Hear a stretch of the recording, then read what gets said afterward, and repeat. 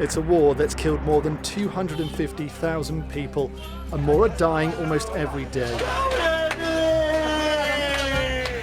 An uprising against a president has failed to remove him from office. The world's leading military powers have been pulled into the conflict, and radical groups have flourished despite international efforts to stop them. Last night, on my orders, America's armed forces began strikes against ISIL targets in Syria. We must keep hitting Daesh hard in Syria. We will intensify our strikes. A partial ceasefire has now given some respite to the suffering. But Syrians continue to flee, and a surprise announcement by Vladimir Putin to withdraw Russian forces could now change the dynamics of the conflict again.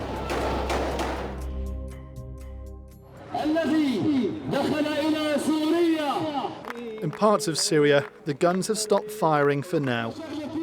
The lull in fighting has lasted for over 2 weeks. This crowd in Duma is calling for Bashar al-Assad to leave.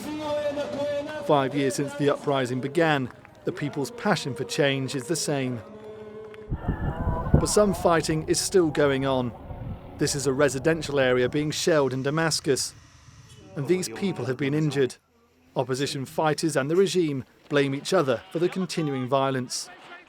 Some aid deliveries are now getting through, though. The United Nations and other agencies have been delivering basic goods to tens of thousands of people in besieged areas, but many aren't getting any help at all. At the UN's Geneva headquarters, there are again attempts to restart peace talks. After 5 years of diplomatic failure, there now appears to be a real desire to end the war, but officials say time is running out. As far as I know, the only plan B available is return to war, and to even worse war than we had so far.